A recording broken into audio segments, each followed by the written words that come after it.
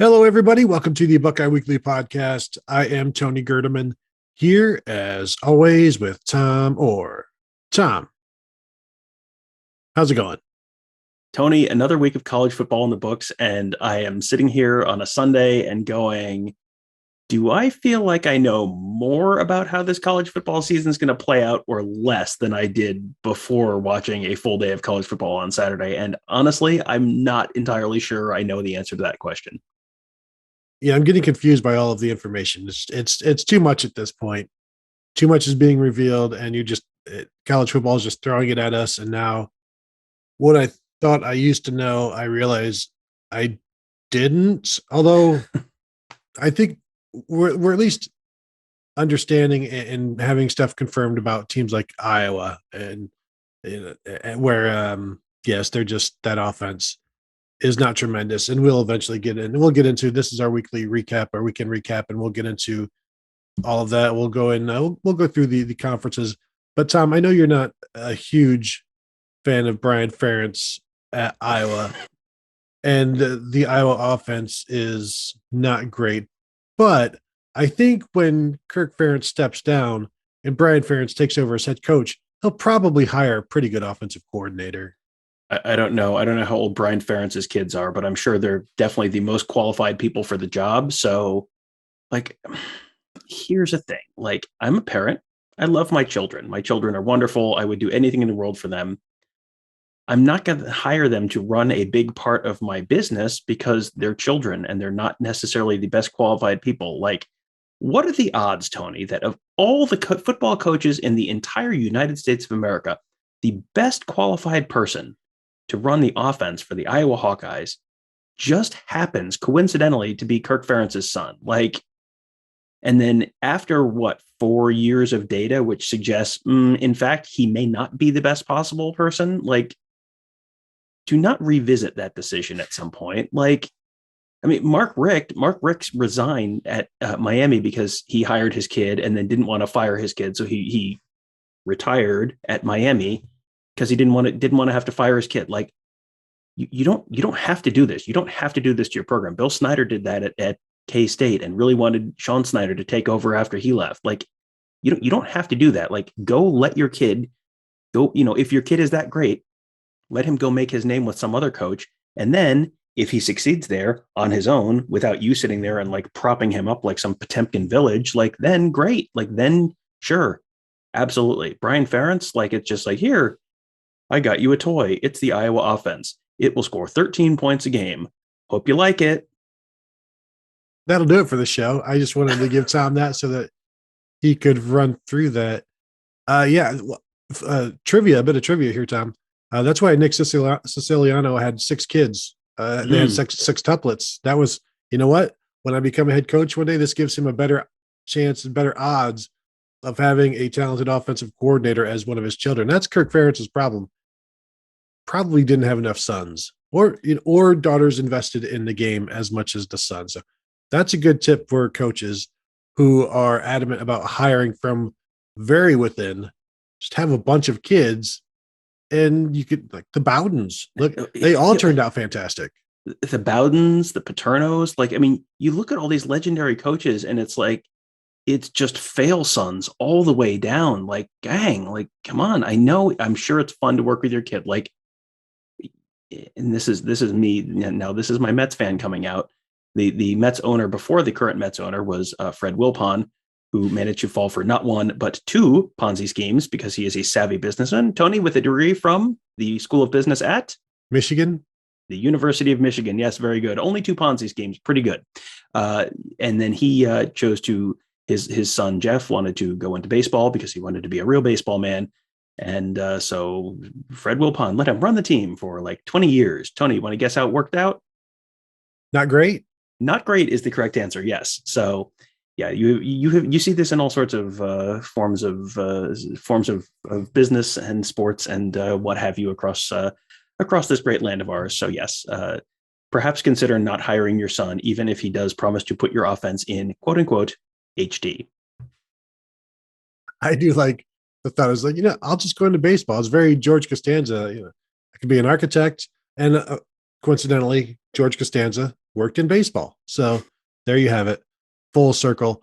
So let's, instead of talking about bad offenses at Iowa, let's talk about the bad offenses in the SEC, specifically Florida. Georgia destroyed them 34-7.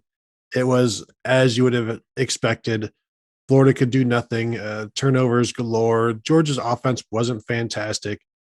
Didn't need to be.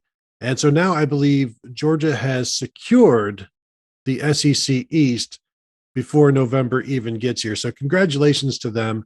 Florida now has 4 losses in the SEC, which it's not a great SEC this year. So having 4 losses in that conference, not a good look for Dan Mullen, possible future coach of the Penn State Nittany Lions, Tom. Yeah, that Georgia-Florida game was really interesting because it's like you look at the final score, it's like, wow, Georgia really killed them. And then you look at how they actually got there. And it was like, well, it was 0-0 until halfway through the second quarter. And it was 3-0 until 2 minutes left in the second quarter.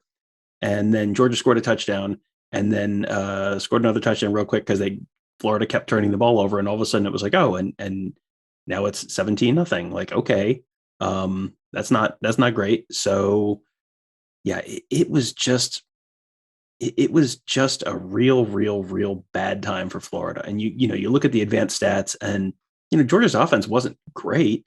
They were barely above average. They were plus 2.53 in offensive EPA, which is like, I mean, it's fine. It means like you basically did a little bit of something very briefly. Florida's total offensive total EPA minus 27.48. They scored basically 4 touchdowns worse than you would expect, given their field position in game state. And some of that is definitely due to Georgia, which has, as first reported here on the Buckeye Weekly podcast, an extremely good defense. Must credit Buckeye Weekly. But Florida just made dumb mistakes. And Georgia, if you can make them have to do something on offense, you could maybe pressure Georgia or give Georgia a 4-quarter game. If you make dumb mistakes and you turn the ball over, you're dead.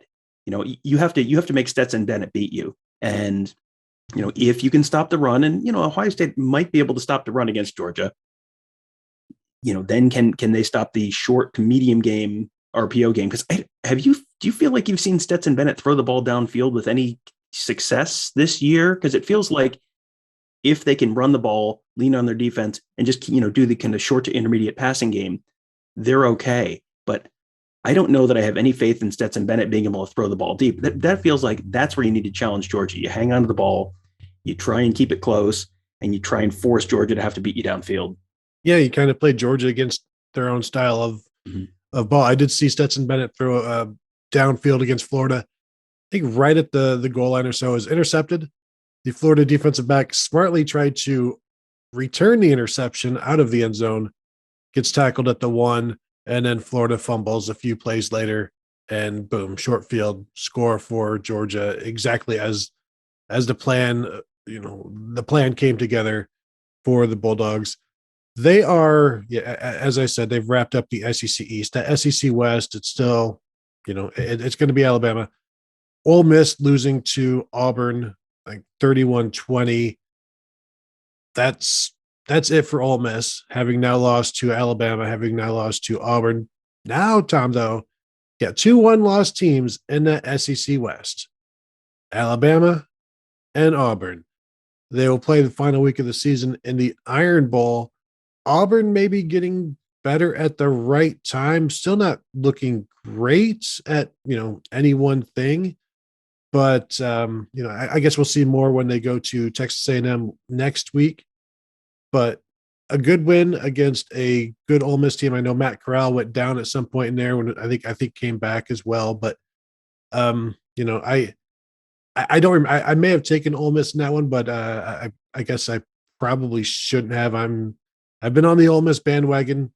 I have not wanted to get on the Auburn bandwagon. I'm still not going to. But, good job by the Tigers, and we'll see what happens when Alabama comes to town in a couple of weeks. If they get in a month, I guess, if they get past Texas A&M next week, they have Mississippi State, then they're at South Carolina. They, although I guess, they can lose that Texas A&M game, but as long as they beat Alabama, then does that mean Texas A&M is the SEC West champ? I'm not ready to do 3-way SEC West tiebreakers right now in my head, but A&M would have the tiebreaker over both Alabama and Auburn. Oh, that's true. Yeah. Then are they? Yeah, they would, because they're a 2-loss team as well. Yeah, the SEC West is kind of just a mess right now, where Alabama and Auburn each have 1 loss. Mississippi State, Ole Miss, Texas A&M all have 2 losses. You mentioned Georgia clinching the SEC East. You didn't mention how Georgia clinched the SEC East. Mighty Kentucky, former top 10-ish Kentucky, just got demolished by Mississippi State on Saturday night. That was one that kind of got lost in the shuffle. I was watching college football all night, and I didn't notice that game. I just wasn't paying attention to that game, and I saw Georgia tweet out something this morning that was, basically like waking up like SEC champions. It was like, what? How is that possible? And Kentucky, not strictly speaking what you want in the SEC's most contentious cross-division rivalry. Someone has to play Kentucky, the Ole Miss Kentucky annual rivalry. So, yeah, I mean, it's bizarre to me that Auburn controls their own destiny in the SEC West, because, again, let's remind you, the Penn State team that everyone's now poor mouthing because Ohio State beat them has a more than a touchdown win over Auburn this year. In fact, in this calendar year, the year of our Lord 2021. So, if you were an Ohio State fan, root real hard for Auburn, because number one, that means they're going to beat Alabama. But number two, it means that you have a transitive win over the SEC West champ, which, as we all know, is automatically the greatest team in the history of sports. So, that's potentially a big one. The Ole Miss game, yeah, Matt Corral it looked like maybe sprained both ankles or hurt both ankles at one point. Like, he was in bad shape. I either put this on our board or on Twitter or something last night when it happened. It was like, oh boy, that didn't look good. And then he came back, but he was definitely not 100%. They're missing wide receivers. They are real shorthanded right now. They've just been kind of ravaged by injuries this season. So, there's a little bit of an asterisk on that Auburn win, but they are, that is a win over a good team, and you can, everyone's dealing with injuries this time of year. So that's a little context that's probably helpful, but yeah, I was expecting not a whole heck of a lot from Brian Harsin in his first year, and he's done a lot more than that. Yeah, I agree. They look to be heading in a proper direction, provided Bo Nix doesn't tank at all, or tank Bigsby doesn't tank at all. Not that he would, even though he is ironically a tank. Tom, did you happen to see, I tweeted out, remember Kelly Stauffer, Seattle Seahawks quarterback back in the day? He is one of the color commentators for ESPN on the ESPN2 games at noon or whatever. He tweeted out I tweeted out his top 4, top 6, because they showed it during a game, and he had Kentucky at number 4. Now, this was obviously before the loss, but it shouldn't matter. Like, you have Kentucky as your number 4 team. I believe it was Georgia, Alabama, Cincinnati, Kentucky. And I thought to myself, this guy only consumes like Crystal and Skyline. That's it. Like that's all, because this it's a very narrow subset of teams right there, and he hit them all on his bingo card.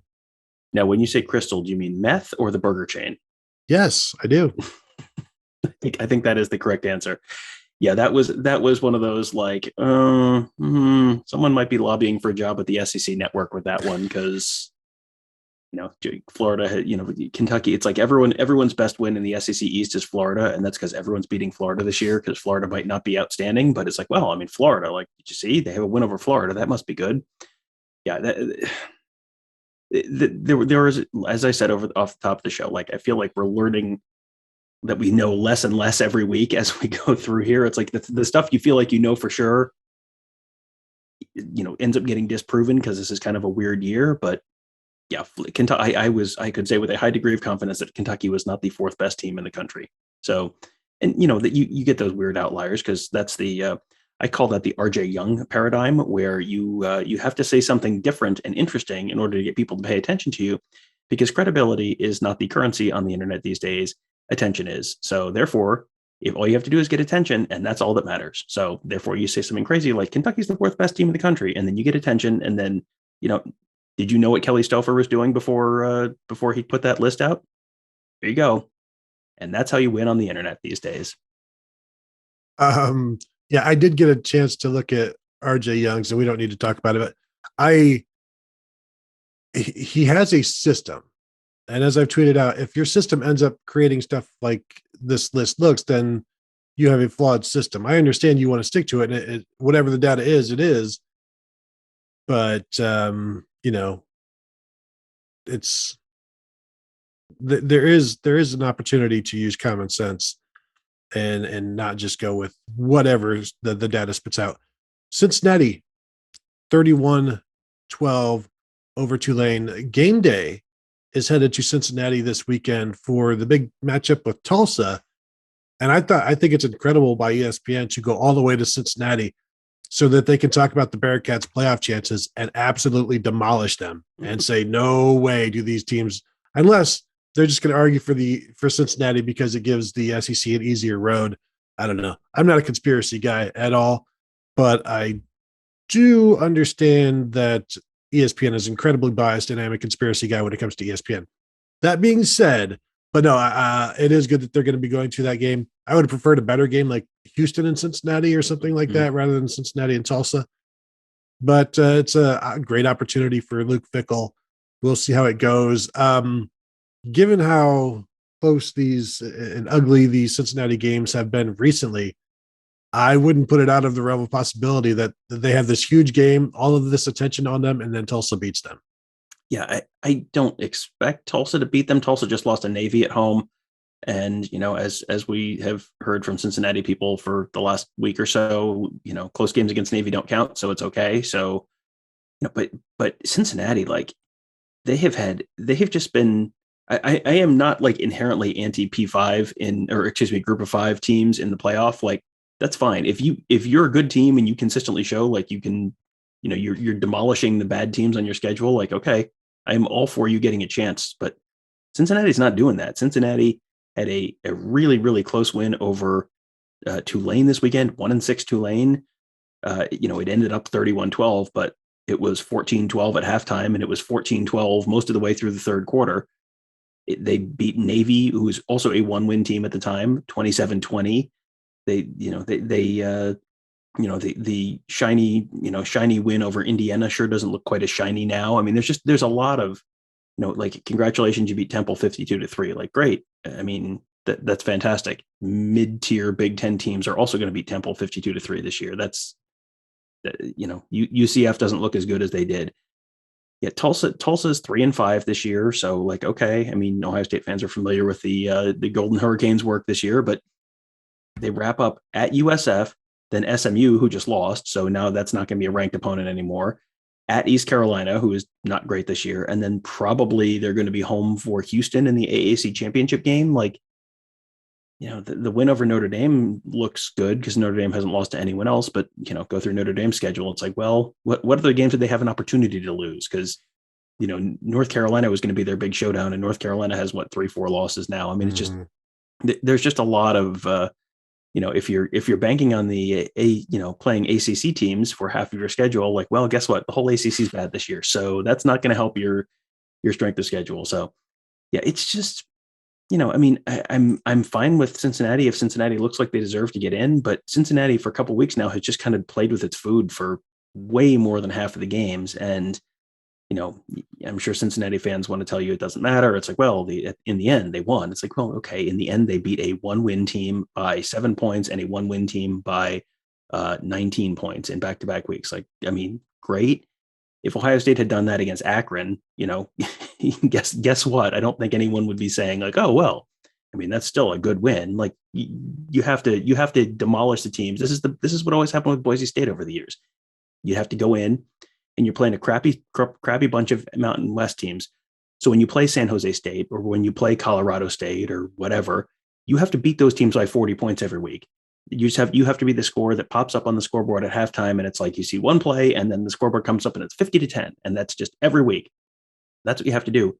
Cincinnati hasn't been doing that. So I'm real interested to see where the playoff committee has them, because right now it seems like Cincinnati and Notre Dame are almost in like a suicide pact right now, where as long as Notre Dame is good, then Notre Dame will be top 10. I think Notre Dame will maybe be top 10-ish in the college football playoff ranking because they only have that one loss to Cincinnati. And as long as they're high, Cincinnati's also high. But as soon as one of those teams loses, like, well, then Notre Dame's only loss looks worse. And then if Notre Dame loses, Cincinnati's good win looks worse. So I'll be interested to see how that all shakes out. But it feels like Cincinnati has not done enough to be number 2 in the initial college football playoff rankings right now. And so, at that point, like, your resume is only going to get worse compared to whoever wins the Big Ten, whoever wins the SEC, whoever wins the Big 12. I mean, all of those teams like are going to end up building a better case. And, I'm sure Cincinnati fans are outraged. They would be behind Alabama because they're undefeated. It's like, well, what would the line be? Cincinnati and Alabama on a neutral field right now, 21 points, more than that. What would the line be for Ohio State, Cincinnati on a neutral field right now? There is a reality of the situation, and you can kind of game the system and get around it if you're really stomping people, but they're not doing that. No, there is a unique symbiosis between Cincinnati and Notre Dame, though. The Bearcats, 351 yards of total offense. They were +3 in turnovers, and they managed just 31 points in that game.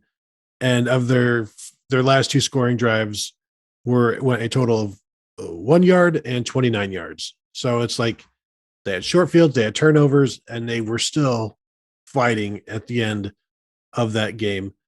Let's touch on the Big 12 real quickly. Oklahoma 52, Texas Tech 21, number 16 Baylor 31 over Texas 24.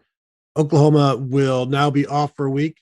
Then they head to Baylor, where the rest of Oklahoma's schedule is they play the 3 best teams, the 3 other best teams in the Big 12.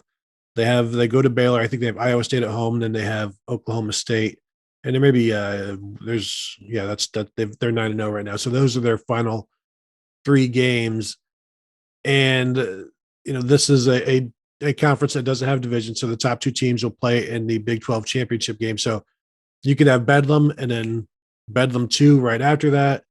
You could have maybe Baylor gets the win in 2 weeks against Oklahoma, and then they play again like 2 weeks after that. I think this is still a toss-up, and I wonder if we've talked about Iowa State kind of coming on a little. Are they coming from, you don't necessarily pay attention to them, and then down the stretch they come, and Iowa State sneaks in front of one of these, because you've got Oklahoma at 6-0, Oklahoma State at 4-1, Baylor at 4-1, Iowa State at 3-2. If they can, do they have the tiebreaker on any of those teams? I know they haven't played. They've got the tiebreaker on Oklahoma State. They lost to Baylor. They could get the tiebreaker, but that at Oklahoma. This is going to be. I don't know how messy this is going to be, but Iowa State could make it really messy, and there's still a lot to shake out there. But at this point, I'm looking forward to that Oklahoma Baylor game, and I think we just wait a little bit. Yeah, Baylor has the tiebreaker over Iowa State, but lost to Oklahoma State. Oklahoma State has the tiebreaker over Baylor, but lost to Iowa State. Iowa State lost to I mean, it's like this. Just I mean, which was it? Reservoir Dogs, where the guys are all just standing there, just pointing 2 guns at each other, just like that. That's the second place in the Big 12 right now. And as you said, Oklahoma has to play all 3 of those teams, and then they're gonna have to play one of them again. So with the way Oklahoma has looked the last few weeks, how confident are you they're going to run those 4 teams? Because I'm not super confident. And, I know they look great against Texas Tech. Texas Tech just fired their coach because Texas Tech's kind of been a mess this year. And Texas Tech, when you fire a coach midweek, like that, sometimes you get a real inspired performance out of that, and sometimes you don't. And they definitely did not against Oklahoma. So, yeah, did you see the Texas Tech? They were trying to kick a field goal quickly, and the kicker didn't realize he was supposed to be out on the field, so he had to run out there as the ball was being snapped.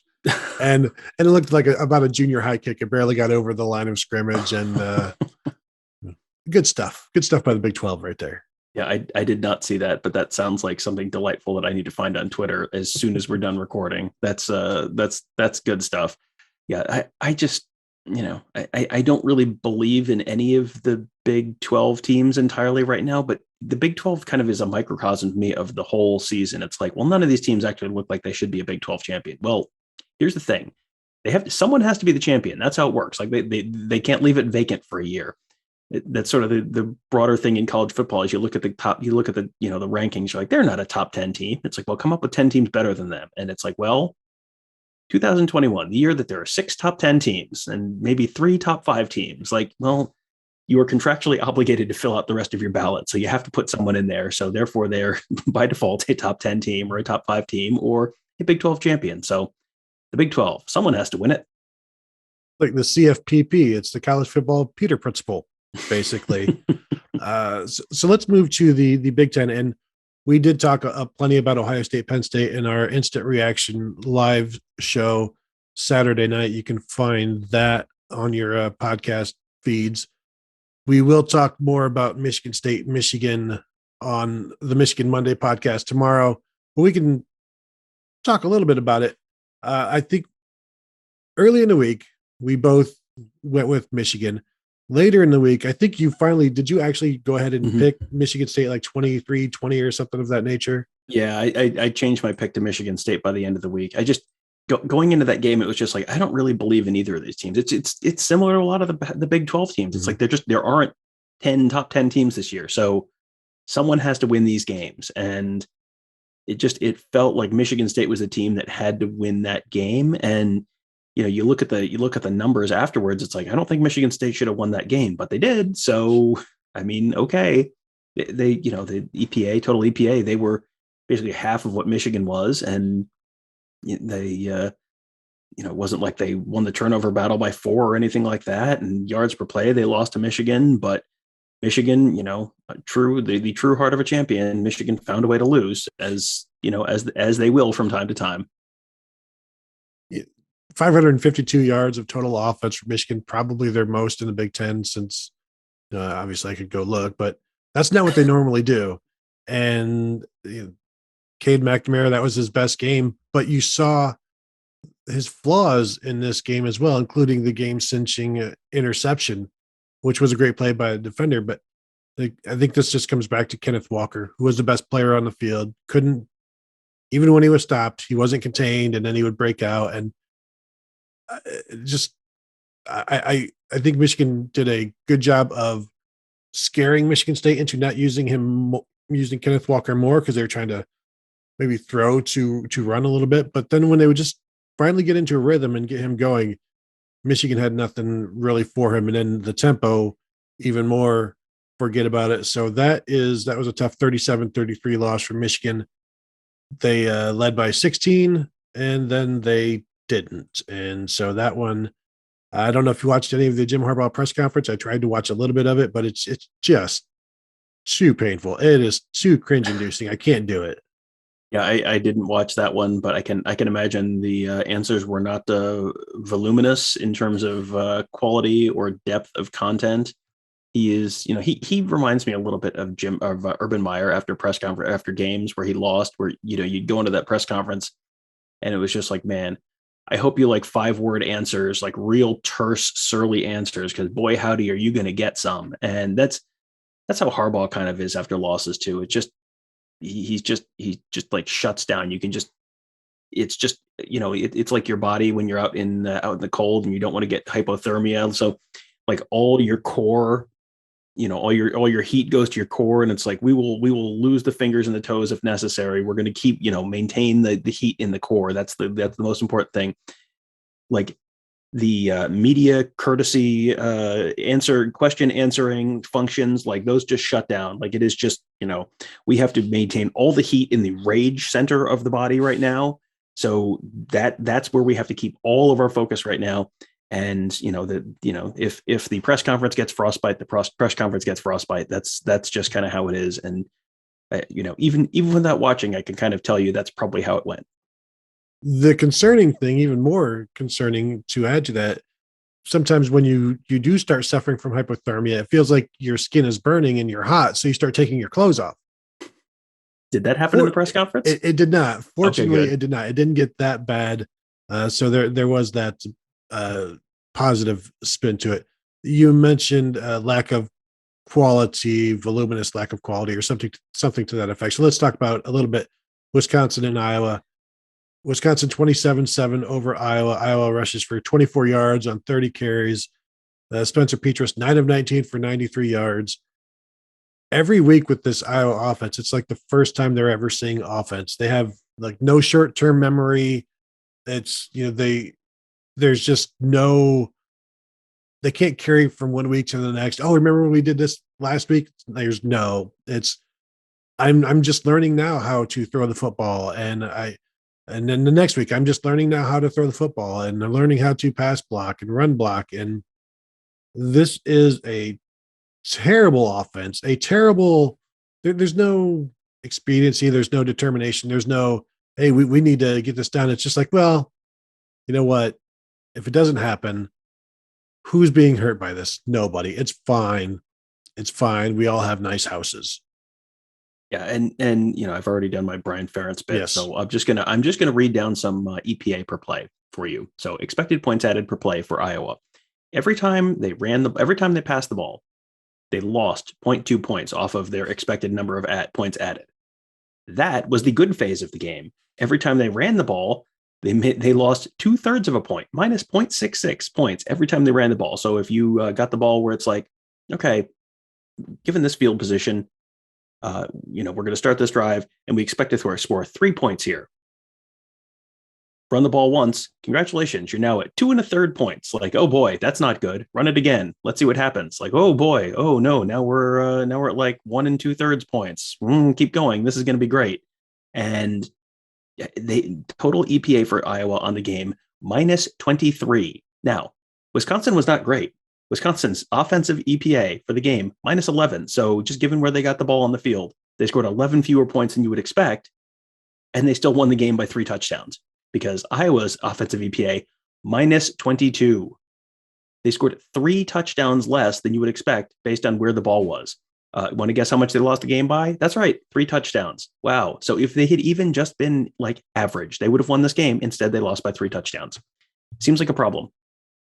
Yeah, it's when your offense is the biggest problem with your offense. Like, what's the problem with the offense? Yes, it's hurting us, and it will continue to. And this was a veteran roster that they have, and it doesn't matter. Let's really quickly move to Oregon. They got the 52-29 win over Colorado.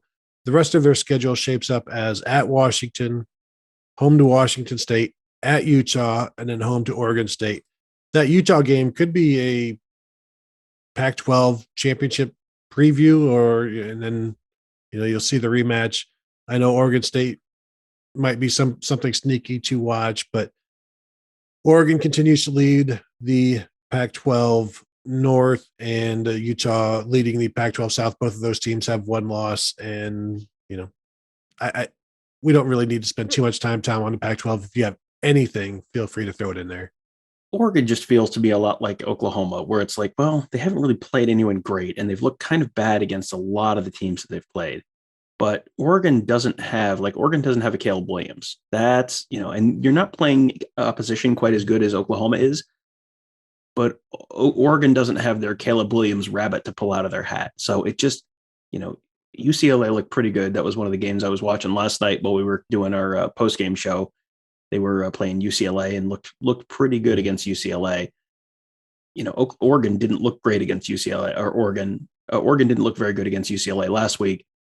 Colorado they're not the worst team in the Power 5, but they're in that conversation. So you can't really read too much into that. You want to call them Pac-12 Rutgers or Pac-12 Maryland or whatever, like that's fine. But, I kind of want to see Oregon do this against a decent team, but you may play Utah twice, as you said.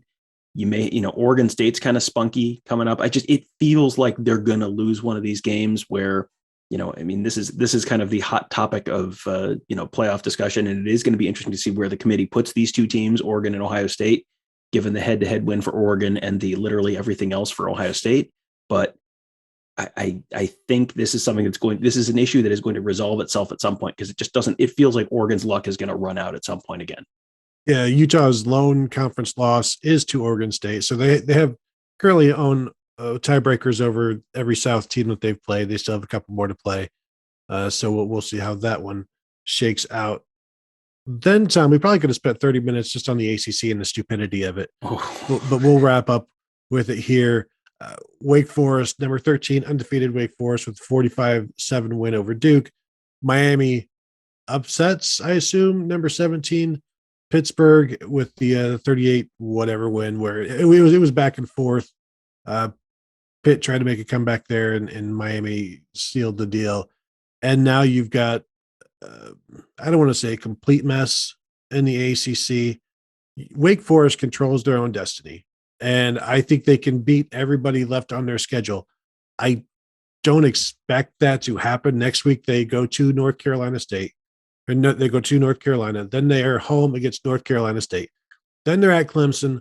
Then they're at BC. I could see them going 0-4. I could see them going 4-0. I could see everything in between, because at this point in the ACC, if you don't think something can happen, you have not been watching the ACC this year. Like anything can happen, except for maybe Duke beating Clemson. Even then, 7-3, who knows? But what you've got here is, I also think, Tom, you've got Clemson, I think, at like 3-2, who certainly is not out of it, or 4-2 in conference play, could sneak back into it.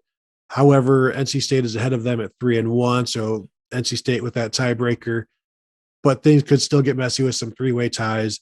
And then you look at Pitt, who is 3-1 in the Coastal. And the good thing is I have the standings here, so I know which teams are in which division.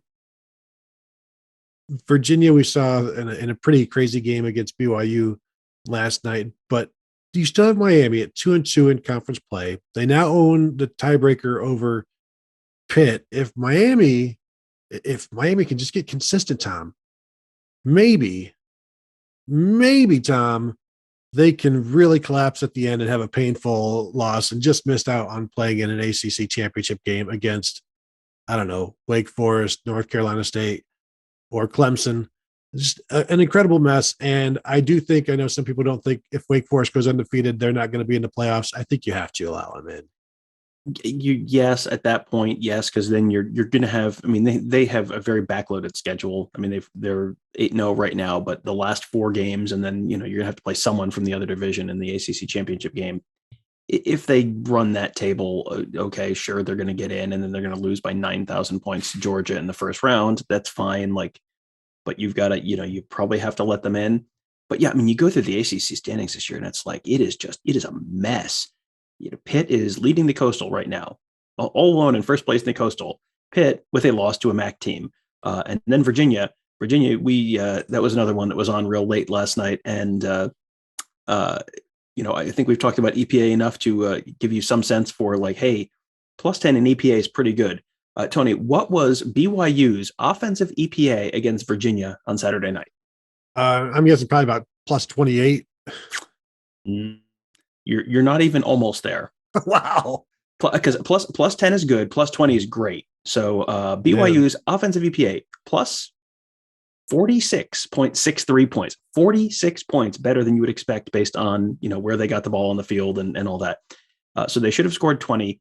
They scored 66, and probably could have been more. Virginia is like a really interesting team. Virginia is like the exciting team that just scores. Like if you like points, like boy howdy, the Virginia, Virginia is your team this year. They have lit up the scoreboard. Their quarterback got hurt at the end of the last night's game. I didn't see anything. I haven't seen an update on him because I don't tend to pay much attention to Virginia football. But they are going to be they're going to be a team that people watch during bowl season, during some whatever, the Mayo Bowl or something, and it's like, wow, this Virginia team is really fun. No one has noticed yet because they're 6-3 in the ACC. Lost to North Carolina, lost to Wake Forest already, blown out by BYU. They still have Notre Dame and Pitt and Virginia Tech left on the schedule. So that's probably not going to go great. So it is entirely possible the ACC championship game is like 2 9-3 teams, maybe a 9-3 team and an 8-4 team. Like that is entirely possible. That's how that shakes out, which boy, that is going to be a fantastic ball game. The Virginia offense or Virginia defense will make that Notre Dame offense look good. I said you have to let Wake Forest in. I that's just based on Power 5, but you look at it, there's only one ranked team in the ACC right now. and that's Wake Forest. There are 3 ranked teams in the AAC based on this ESPN standings. And I don't know if that's because the coaches has been updated or the AP and the other hasn't. And so, maybe these are old rankings. I don't believe they are, because Cincinnati is number 2 right now. And the rankings have been updated, and Pittsburgh is no longer ranked. So this, to me, you look at it and I don't know who's going to jump back in the ratings. I mean, should Pitt be unranked being 6-2 right now? I don't think so, but you do have a bad Western Michigan loss and a loss to Miami. That's not great. So it is what it is, but it's just, if they are a Power 5 program, Power 5 conference, you probably should have more than just one ranked team in it. And if you don't, then where are the wins to justify, where is the schedule to justify being allowed in, or not having the same dismissive nature that there will be with Cincinnati. Well, I mean, we talked earlier about the fact that there may be like 7 top 10 teams this year. Like, what if I told you there were only 2 or maybe 3 Power 5 conferences this year? Like, I mean, I'm going to read you down Wake Forest's schedule. Ready? Old Dominion, Norfolk State, Florida State, at Virginia, Louisville, at Syracuse, at Army, Duke, at North Carolina, NC State, at Clemson, at Boston College. Tony, and we'll give them, I don't know. You want to give them Clemson in the, let's give them Pitt or Clemson or Virginia. Clemson's in the same division as Wake. I just was looking at the standings 3 seconds ago and I've already forgotten. It's amazing. This is my awesome. Brain is unable to. Yeah. So Pitt, Virginia, North Carolina, Virginia Tech, Miami, like you take your pick of which of those teams you want to give them in the championship game. Tony, what is the signature win on that schedule? Old Dominion. What is the ranked win on that schedule? Yeah, like it's because with any win over any of those teams, even if they get back in the rankings, they're going to be like 23 and then they lose again and they get knocked out. So there's nothing. Yeah. It's, I mean, I always really just roll my eyes at the, you got to look at two SEC teams in the playoff this year. Like who else are you going to put in there? Like, I mean, you could make an argument, and this is not what's going to happen. And this is not what I think should happen, but you could make an argument that like, if Ohio State runs a table and Michigan State runs a table, except for a loss to Ohio State, like you could make an argument that it could be, Georgia, Ohio State, Alabama, and Michigan State. Like you could make an argument that should be the top 4, especially if Oklahoma loses one and Oregon loses one and Cincinnati loses one. Like who else are you going to put in at that point? So it's, there's a lot of ifs there. And again, I'm not arguing that that's what it should be. I'm just saying, you could make an argument that those are the 4 most deserving at that point. If Ohio State has a close win over Michigan State and then smokes Michigan and smokes whoever they play in the Big Ten championship game, like it's a weird year, but yeah, I am TLDR. I'm not that impressed with the ACC this year. Meanwhile, Notre Dame's just hanging outside the carryout on the back wall, just smoking cigarettes. Oh, it's going to be waiting. Notre Dame, isn't it? Just waiting. And then the committee's going to be like, our hands were tied. Like we didn't want this any more than anybody else. And Notre Dame's like, oh, I hear our music. And then boom, they're in as the number 4 team because there's just nobody else with one loss who, hey, their best, you know what all of the reasoning is going to be. We don't need to belabor the point. We've got Tuesday night to do that when we are streaming during the committee call and rankings release, the initial college football playoff rankings Tuesday night. So we'll be doing something there. I very much look forward to that. And we can start establishing ground rules that will not be broken, which will be fantastic. Tom, you got anything else before we go? No, just looking forward to another glorious Notre Dame march through the playoffs and their playoff music, which, as we all know, ends with a record scratch about 10 minutes into the first quarter. So how's it going to go this year? Who is to say anything could happen? Hey, this has been the craziest year, but not that crazy. Not that crazy. So that will do it. Want to thank you all for tuning in. Continue to find us at the youtube.com/Buckeye Scoop if you prefer to watch the videos. If you prefer to listen via your podcast platform of choice, you can search for us at Buckeye Weekly Podcast and find us there and subscribe at either one of those mediums. So thank you all for listening. Thank you for watching, and we will talk to you guys tomorrow.